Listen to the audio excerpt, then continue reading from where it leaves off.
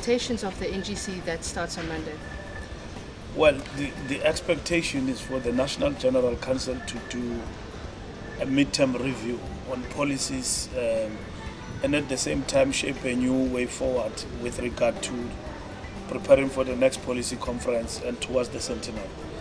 And this General Council must basically give a sense of direction with regard to a detailed program of action towards the ANC centenary.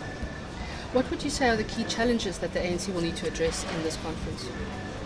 The key challenge first is the question of ANC organizational renewal with regard to some of the negative tendencies that have basically besieged our movement over a period of time, and also to address the gap in terms of information development and assimilation, political education and all of that.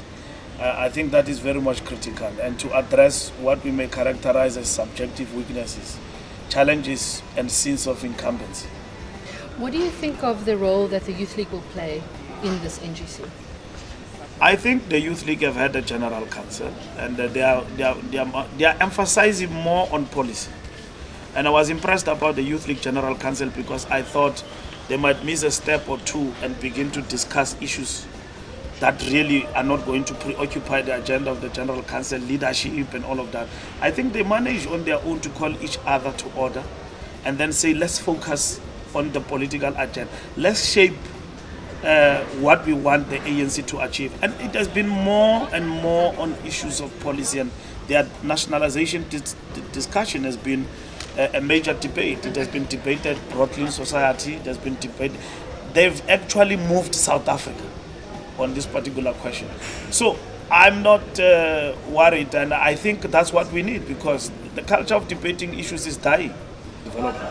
So I look forward to this NGC from that point of view of being robust and sometimes agitated and militant on issues. I think the Youth League has been very militant progressively on the question of nationalization. Do you think that at the end of this NGC we will look back and the NGC would have judged President Jacob Zuma harshly for his leadership so far? No, not at all. I think President Zuma have acquitted himself well till this far. There's no doubt about that. And I think that the National General Council will basically acknowledge that work that he has done. He's the president who came into office with a lot of criticism. And if you look at that criticism and you look at where President Zuma is today, running this country, he has given it his all. From the point of view of the ANC, I think President Zuma represents renewal and transition in the ANC.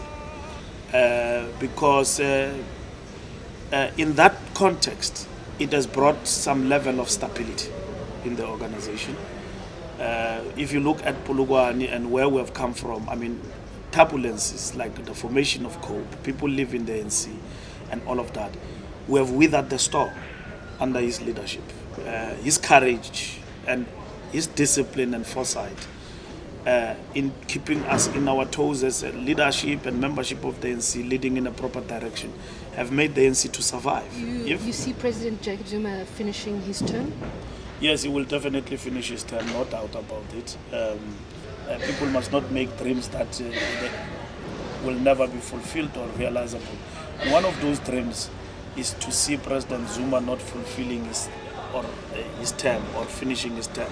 That dream, except the fact that it is very bad, it will never be realizable.